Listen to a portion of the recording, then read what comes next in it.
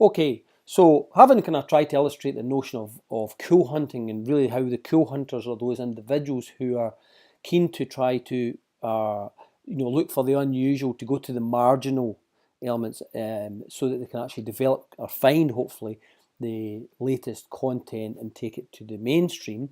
Now, as we saw earlier, that they can see that, if you like, when you think of a good way of thinking about it is to think of neo-tribes and subcultures. That's a good way of thinking about it because that's where you can find good content.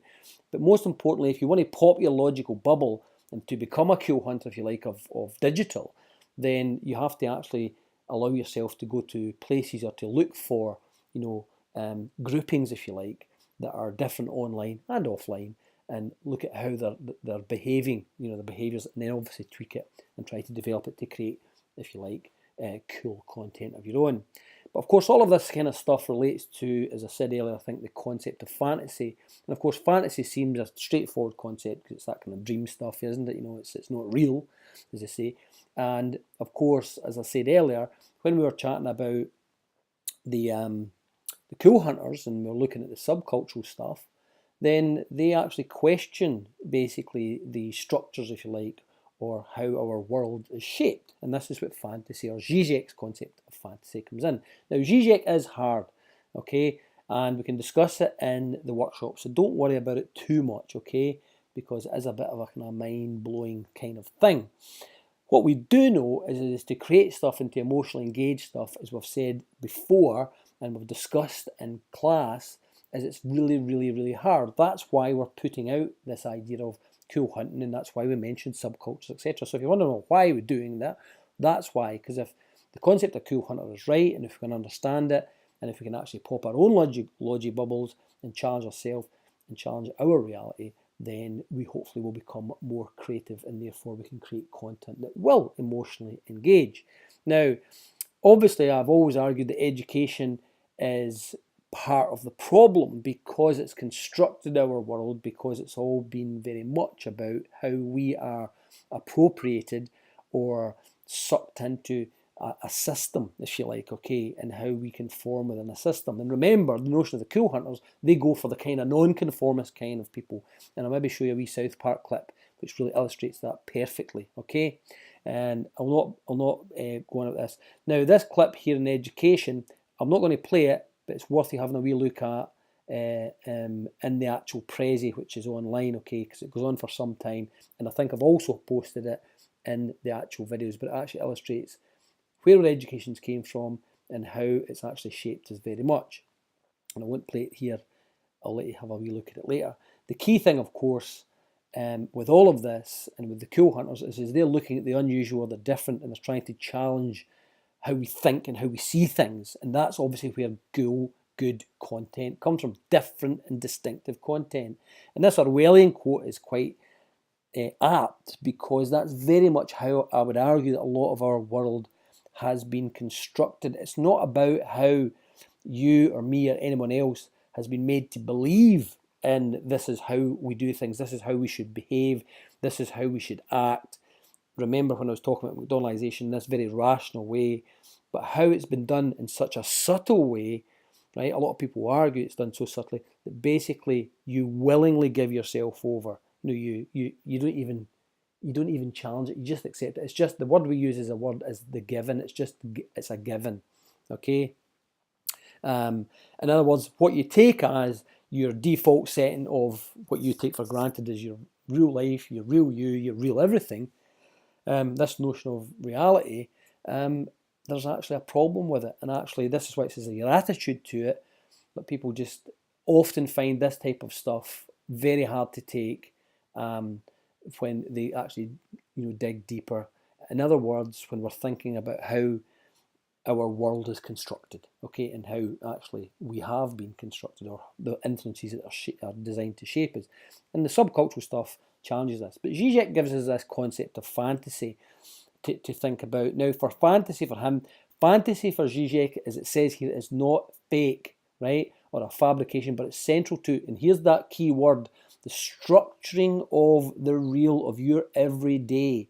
We need the concept of fantasy, he argues, basically, Because fantasy, although it's inside us, although it's something in your deepest unconscious, if you want to call it, because we have this notion of something that's fantastic or fantastical, okay, that actually creates a frame to legitimate, if you like, or to frame our waking reality, okay?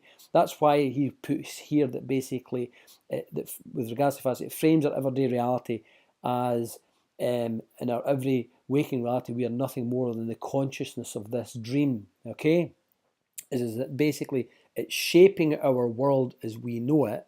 And this is the thing here about your subjective. Now, subjectivity is you, who you are, your identity, and how your subjectivity, as much as the world that you see around you. This is the key. Now, I need you to try and think about this in relation to cool hunting and therefore creativity and therefore content.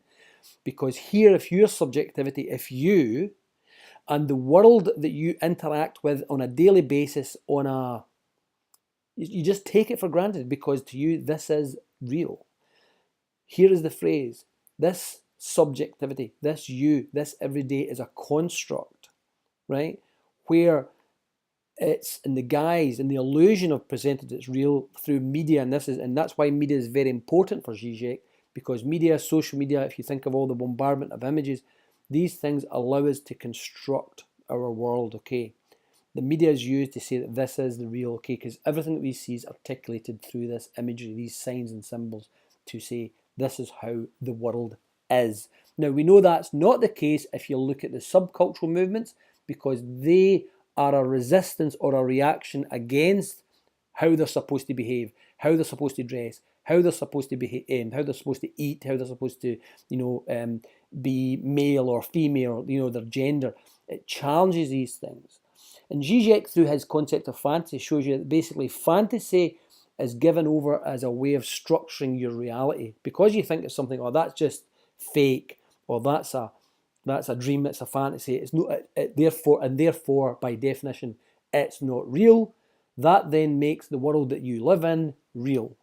I'll come back to it. You'll see it in a minute through a clip I'm going to try and show you, or I'll try to illustrate it through a clip. But this quote here is I've got with Zizek, basically, how the products of popular culture, and that's us, obviously, through marketing, okay, now marketeers, whether you're digital or otherwise, you're taking products, you're looking at lifestyles, you're taking businesses, and you're innovating while trying to create them, to put them online or otherwise, okay, to construct this world. So you guys are at the very heart of constructing this so-called world of the real. It's seen as, rather than it being seen as a means of escape, as I say, he talks about this idea of an ideological dream. When he talks about an ideological dream, he talks about ideology or the ideological fantasy. That means that you just take it as a natural state of things, okay? The real state of things. You just take it. And this is similar to a guy called Gady Board that we're going to do later. However, let's leave the board to later because we're going to cover that, and you'll see the connections when we do society, the spectacle stuff and media, and how it also helps to, as we have here with Zizek, shows the lie made real. And this actually echoes with Nietzsche here. And I'm going to finish here because I'm conscious of time for this section, and we'll move to the next section. Because all of this echoes with this guy called Friedrich Nietzsche. Now, Nietzsche was the first postmodern philosopher, and Nietzsche was very critical of the world that we had constructed and the conception of what we take as reality or the real, okay? And as Mayers kind of puts here is how we all engage in a collective lie. And Nietzsche actually has a great illustration of this, and I'll bring this up in the workshop because it's actually quite good. But to really illustrate all of this, I'm going to actually show you a clip from The Matrix, and that's what we're going to start with in the next clip. So go to the next clip, and I'm going to open with The Matrix. Okay, so let's have a look at that. So go to the next clip.